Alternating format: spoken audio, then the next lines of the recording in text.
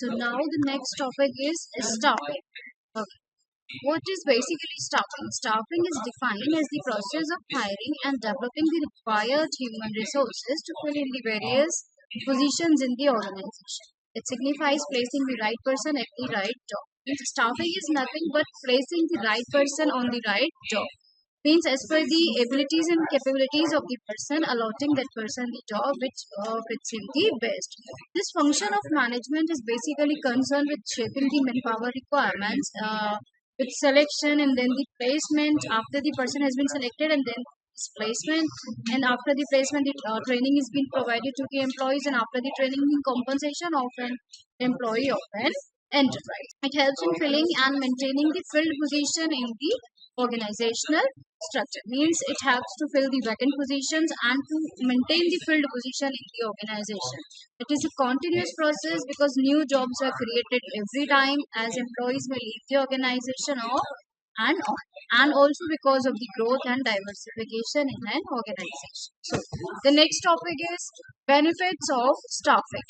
First point is improve productivity. So, as a benefit of the staffing, improve productivity means that their effective staffing will always ensure that the right person are in the right roles, means which leads to the higher productivity levels. Employees who are well suited to their positions can perform their tasks more efficiently and effectively. When employees' skills and abilities match with their job requirements, they will always be more engaged and they will always be motivated, which enhances their performance and therefore the productivity of the organization. Now, the second benefit, it enhances the employee morale and job satisfaction, which means that proper staffing practices contribute to higher employee morale and job satisfaction. Means employee feels valued and they also feels appreciated when they have been placed in the roles that matches their skills and interest. Means when employees are satisfied with their job roles and the working environment of the organization, they are more likely to be motivated. They feel more committed towards the organization. They are more engaged. They means they actively participate in every operations of the organization, which leads to the reduced absenteeism and the turnover rates of the employees. The next point is reduce turnover and recruitment cost. Means effective staffing will always reduce the employee turnover, which in turn will lower the recruitment and obviously the training cost. Means by selecting the right candidates and providing the appropriate training and the development to that particular employee, the organization can retain the employees for the longer period. They will not leave the organization very frequently, and this will obviously reduce the frequency as well as the cost associated with hiring. And because hiring new employees, it will always require a whole complete procedure of interviews and selections and training, which is very costly for the organization. Now, the next point is better quality of work. Means employees who are well suited to their roles and who tends to produce the higher quality of work, they will always lead to the better outcomes of the organization. Let us understand this with employees who are well employees who have the necessary skills and the training. Means they have been trained completely.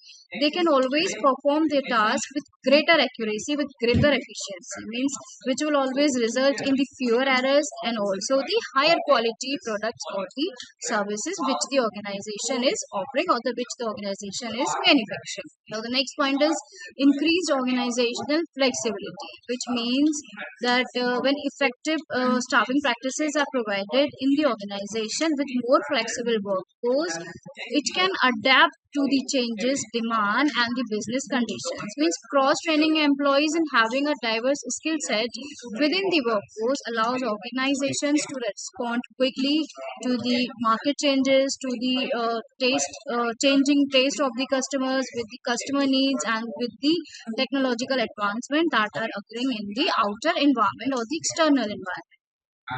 So the next point is enhance customer satisfaction. Means when the customers are satisfied, sorry, when the employees are satisfied and they are well trained, they are more likely to produce the better customer service, which will obviously lead to the higher customer satisfaction and the loyalty of the customers. Employees who are engaged and who are competent in their roles will always understand and will always work towards the attainment of the needs of the customer, which will result in a positive customer experience, and which will obviously lead to a long term customer relationship. Now, the next point is competitive advantage. Organizations with effective staffing practices can always gain a competitive edge in the market by having a skilled, or we can say motivated and the productive workforce in their organization. Attracting and retaining the top talent will always allow the organizations to to just innovate, to improve the efficiency, and we can say to deliver the superior products and services which will satisfy the needs of the customers, and which can differentiate them from the competitors. They will always be differentiated from the competitors who are there in the market. Now, the next point is improved organizational culture. When there is effective staffing, it will always help to build a positive organizational culture where the employees will always feel active, they will always feel that their opinions are valued, they are being respected, and they are a important part of the organization. Means when the employees are well matched to their roles, when they're satisfied with their job roles, whatever they are performing in the organization, and the organizational values, it will always foster a sense of belongingness, and it will also align with the company's goals and the missions, which will contribute to a positive work environment in the organization. Now, the next point is effective succession planning, which means proper staffing will always ensure that a great or a robust pipeline of talent for the future leaderships and with the critical roles within the organization. We can understand this in a way that by identifying and developing the high potential employees, means first they will analyze who are the high potential employees of their organization in that case can always ensure continuity in leaderships and can maintain the stability during the transitions. Now, the last point is compliance with legal and regulatory requirements, which means that the effective staffing practices will always help the organizations to, just comply with the environmental laws and even the regulations, and it always reduce the risk of legal issues. Means adhering to the fair and transparent recruitment, or we can say selection and employment practices, it will always ensure that the organization meets its legal standards, and it is always able to just avoid the potential lawsuits and the penalties. By all these points, we can easily understand that effective staffing is always essential for the overall success and sustainability of an organization. To be stable in the market, effective staffing should always be done. It involves careful planning, and it also involves even the execution of various HR processes to ensure that the right persons are at their right job positions. The benefit of effective staffing are multiple in numbers. It is imparting productivity, or we can say it will always enhance the employee satisfaction, it will always lead to the better customer service, and even the organization's ability to adapt to the competitive environment as in the environment which keeps on changing, which is uncertain. By investing in the staffing practices, organizations can build a strong, a capable, and even a motivated workforce that will always drive towards the long run success of the organization. Now, the next topic is the process of staffing. Okay, the staffing process is a comprehensive sequence of steps undertaken to ensure that an organization has the right number of employees with the right skills and the right roles at the right time. Now, below is the detailed outline of the staffing process. The first outline is manpower planning. Before starting the staffing process, the first step would always be the manpower planning. Manpower planning, which is also known as even the workforce planning, it involves forecasting an organization's future staff needs. Means what would be the number of employees which the organization will need in future, and accordingly it will always develop its strategies to meet those needs. Now, manpower planning will involve forecasting the demand, means how many, means the number of the employees, means estimating the number and the type of employees which are needed for the business plans or for the market trends, or we can say for the growth of the business. It will assess the supply, means it will evaluate the current workforce, it will evaluate the skills, the performance, and even the potentials of the employees. It will also analyze if there occurs any gap, which means it will identify the discrepancies which might occur between current workforce capabilities and the future. It will also execute the action plan. It means it will always develop certain strategies to address the gaps, such as hiring, it could be training, or even it could be the restructuring. Restructuring means to restructure the whole planning process. Now, the second step is job analysis. Job analysis means it is simply a process of just collecting detailed information about the job duties. Means the duties, the responsibilities, or even the qualifications which are needed for the organization. It includes two things. It includes job descriptions. It even includes job specification. Job description means the documentation, means the duties or the responsibilities, or we can say the working conditions and even the reporting relationships of a job. And the second is job specification.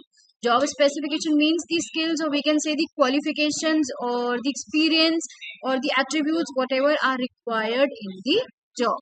Now, the next point is, after the manpower planning and the job analysis comes the recruitment. Recruitment, it is very important part. Recruitment is the process of attracting the qualified candidates who can apply for the job in the organization. Means based on the manpower planning only and job analysis only, people would be applying for the job in the organization. Sourcing candidates means using internal and even the external sources, such as job positions, such as employee referrals, and even the recruitment agencies, and even the social media. And there are n number of sources the company would be using, and will always ask the employees to apply for the job in their organization. It will always attract the candidates. Means it will craft a compelling job advertisement, the best job advertisement that they can provide, and which will enhance the employer branding to attract the suitable candidates. Now, after recruitment comes the selection.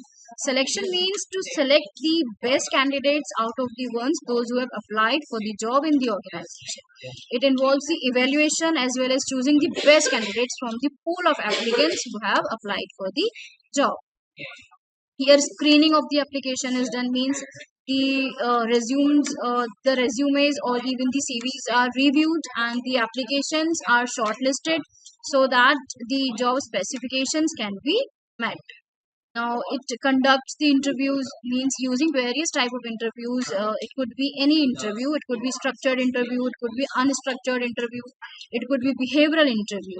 To just assess the candidate's skills or even the experiences and the cultural fit of the particular candidate who is applying for the job.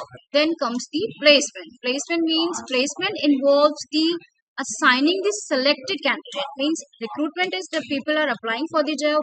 Selection is selecting the best candidates out of the ones those who have applied for the job. Now, after the selection, the candidate who are being selected, they are placed in their job role. Means placement means assigning the selected candidates to the appropriate position for which they are being hired into the organization. It will always, extend a formal offer of employment. It would include the discussion of salaries, the benefits that the employee would be getting, and even the terms of the employment. After the placement comes the training and development.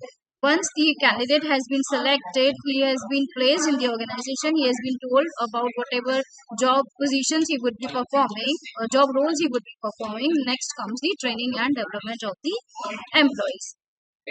Now, training and development, it focuses on enhancing the employee's skills and knowledge. Means whatever skills he or she is having, it enhances the skills and knowledge of the employee to perform his current job and prepare for the future job. Identifying the training needs of the employee based on job requirement and performance evaluation is very important so as to train the employee. Then comes the performance appraisal. Performance appraisal means, just it involves evaluating the employee's performance against the predetermined standard. Means whatever the standards are being set up by the organization, the employee performance would be measured as per those already set down standards and will provide the feedback to improve the future performance. If there occurs any error or if the person is lagging behind in certain things, then he would be provided the feedbacks to improve his future performance. And then after the performance appraisal comes the compensation and benefits. Compensation means it involves the It involves determining and providing the appropriate remuneration and benefits to the employees who are being selected for their work done. Discussion of salary, establishing proper pay scales and even the structures based on their job roles, based on the market rates and even the organization. Now, after this comes the employee retention. Employee retention means employee relation focuses on maintaining positive relationships between the organization and its employees. So this involves addressing the employee's concern and fostering a positive work environment, which means that establishing effective communication channels between the management and the employees and even the conflicts resolution means addressing and resolving the workplace conflicts and the grievances. Then comes the retention. Retention means retaining the employee. Means retention involves strategies and practices to keep talented employees engaged and committed in the organization. It involves career development, means providing opportunities for career advancement and even the professional growth. Work life balance, offering flexible work arrangements and promoting a healthy work life balance. After studying the whole process of the staffing, we can say that to be overall successful, it ensures that the organization attracts, it selects, and even it trains and retains the right talent to achieve its goals. Means by following a structured approach, organizations can build a capable as well as a motivated workforce that drives long-term success. Now, the next topic is aspects of staffing. Means basically there are three types of aspects: recruitment, selection, and training. Recruitment means it is the process of identifying and attracting the potential candidates to fill open positions within an organization. It is simply the process of asking employees to apply for the job in their organization.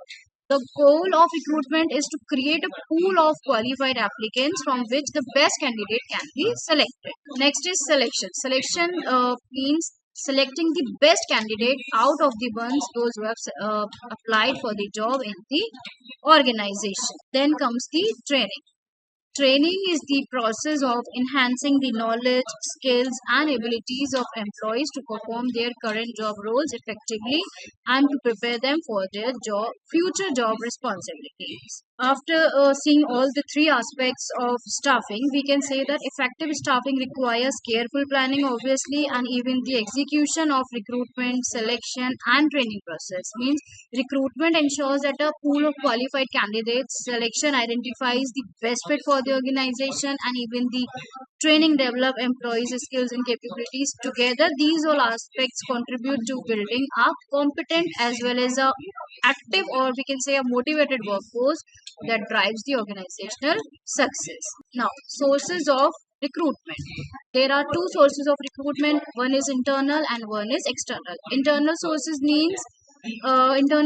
recruitment are those sources in which the talent or acquisition is done from within the organization. Means no hiring is done from outside the organization. Everything will take place inside the organization. No members or employees are recruited here. There are two type of internal recruitment. They are promotions and transfer. Promotion. What are promotions? Promotion are basically promoting a candidate to a higher job position, which will obviously carry the higher responsibilities or the higher authorities with them. Transfer means moving a candidate from one department to the another department without any changes in their job roles or the responsibilities. After the internal sources of recruitment comes the external sources of recruitment. There are several external sources. See, when the internal sources fails to cater the needs, because the internal sourcing cannot fulfill the all the demands for the filling the positions, job positions in the organization. The external sources, when the internal sources fail to cater the needs, or we can say the organization starts the recruitment through the external sources. There could be reasons like incapabilities of the existing employees. It could be because the existing employees are not that much capable that the vacant job positions can be filled by them, or they are not able to fulfill the eligibility criteria in the organization, etc. Several external sources of recruitment are direct recruitment. Under the direct recruitment, in this type of recruitment process, a notice is put on the notice board of the organization. Means direct recruitment is a notice would be placed on the gate or on the notice board of the organization, which will which will attract the job seekers, and it will specify a particular date and time on which the job seekers can apply for the job, and they can gather at that particular place on the prescribed date and time, and they can apply for the job and they can give their interviews there only. Then comes the casual callers. Companies may maintain a database of applications received over a period of time. List is prepared so that the candidates can be screened out to fill the vacancies as they arise, and also it reduces the cost of recruitment. Casual caller means the company receives the calls on and off, when even when the vacancies are not there. And whenever the vacancies arises, the company can use that database to fill the vacant positions of the organization. Next is the advertisement. Advertisement in newspapers and professional journals are given when a wider choice of applicants are required. Means we have professional journals, we have newspapers. This is a very common way of filling the job positions, because newspaper is something which a large number of common man studies, and through the advertisement they can find out the jobs, and the source is advantageous to the organization because a wide variety of applicants can apply for the job through the newspapers or through the journals, and also the management has a wide range of choice. Employment exchange. The employment exchange is a government organization where potential employees registers themselves. Means it is a type of organization where the employees will be registering themselves, and when the employment exchange acts as a link between the employer and the potential employees. Means when the candidates have registered themselves with the employment exchange, companies maintains a link with those employment exchanges, and whenever the need for the candidates arises in their organization, they can directly contact the employment exchange and can attract the employees to apply for the jobs in their organization. Next is placement agencies and management consultants. Means placement agencies act as a medium to bridge the gap between the job seekers and the job providers. Means these are the agencies who maintains a database of the candidates who want to apply for the job, who have the particular eligibility. These agencies charge a nominal amount of fee for their services, and they are very useful when extensive screening is required. They charge very nominal fees. In exchange of that fees, they provide the names of the organizations where there are vacant positions in the organization. They generally have professional recruiters who can easily fulfill the need of top executives for the companies by making the right offers. Then comes the campus recruitment. Campus recruitment is simply the placement drive that occurs in the college itself. Means this is one of the most popular sources of the recruitment is done through the management colleges or through the universities, through the vocational training center. Advertisement on television. Companies may use the electronic media also for the advertisement of their job positions, so as to advertise the vacancy and the desirable profile of the advertised job. Then we have web publishing. Web publishing means advertising the job positions over the internet. Means companies may use the internet to look for the potential employees and may advertise vacant positions in the organization. And the last is labor contractors. Company may appoint a labor contractor as a company employee and give him the responsibility to bring in casual workers. Now the next topic is selection. This is the process of choosing the best out of all. Under recruitment, we are stimulating them, we are asking them to apply for the job. The company encourages the employees to apply for the job in their organization, and under the selection, the best candidate is selected out of the ones those who have applied for the jobs in the organization.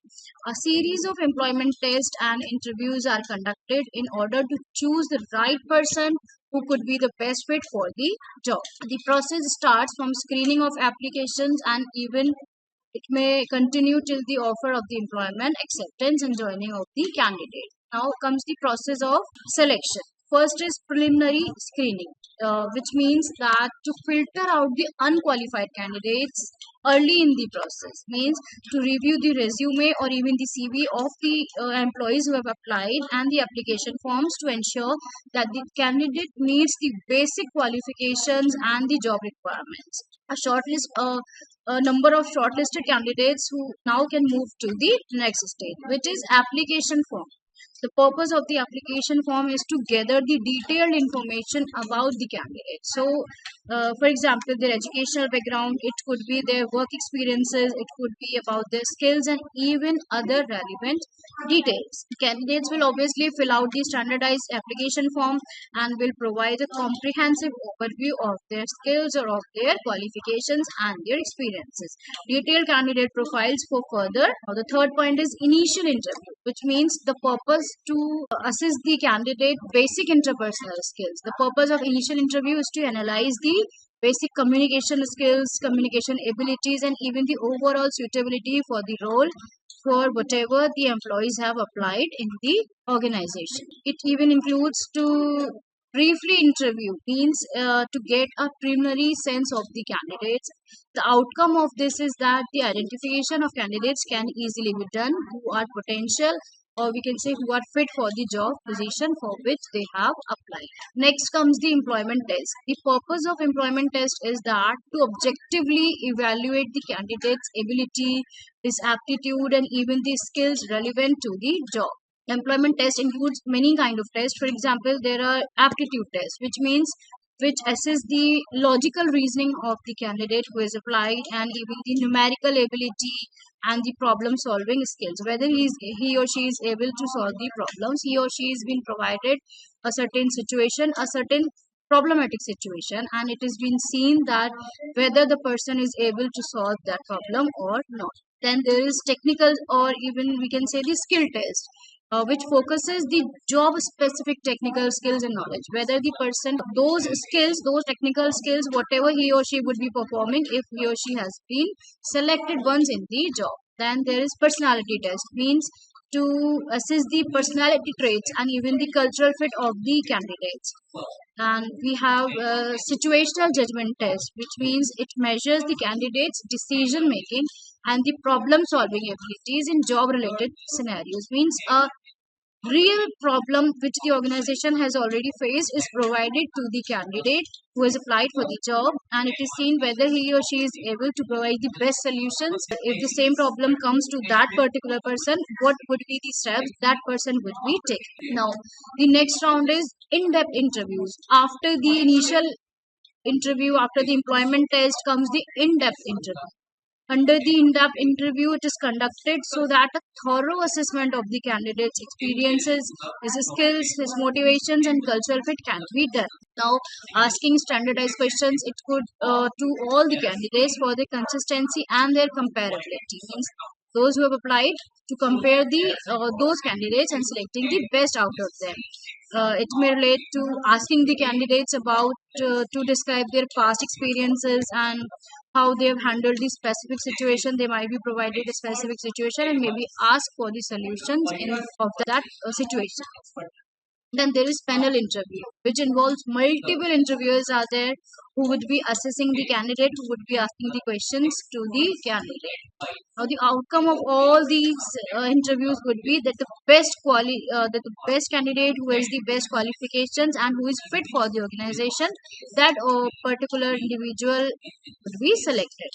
Then we have background and reference check, which means to verify the accuracy of the candidate's information which he has mentioned in his CV or in his resume, and to assess that his past performance and the reliability of that particular person. Confirming his past employment skills, confirming the academic qualification, and speaking with previous employers of that particular employee or the professional references.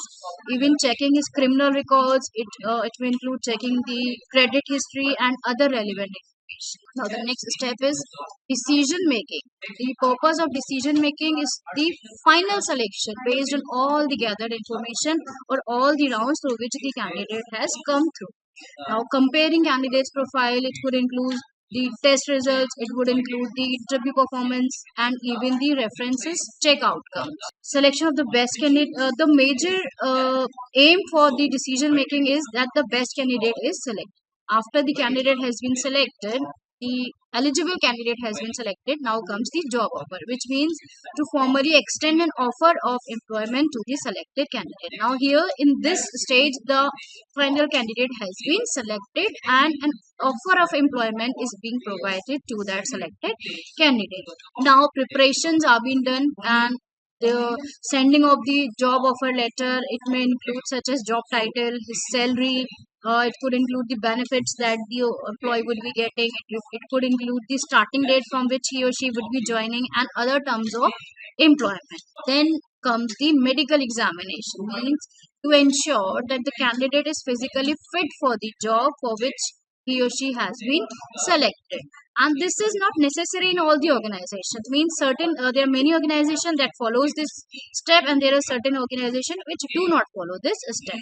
But the ones those who follow, they just conduct pre-employment medical examinations and health screening so as to confirm that the candidate meets the health requirements for the job. Now comes the last point, which is onboarding and orientation. Now the purpose of onboarding and orientation is that to integrate the new hire into the organizational effectively. Now, conducting the orientation programs to familiarize the new employee with the company's policies, with the culture of the organization, with his colleagues, with his and providing him the necessary training which are required for his performance. Now, after studying all these points, we can say that the selection process, it is very structured and a methodical approach to identify and hire the best practices for his vacancy. By following all these stages, that was preliminary screening, that was application form, that was initial interview, there was employment test, there was in-depth interviews, background and reference check, decision making, job offer, medical examination, and the last one was onboarding examination. By following all these steps, the organization will ensure that they've choose the best individual or the right individuals who has the right capabilities or who is fit for the particular job position, and will obviously contribute towards the attainment of the organizational success.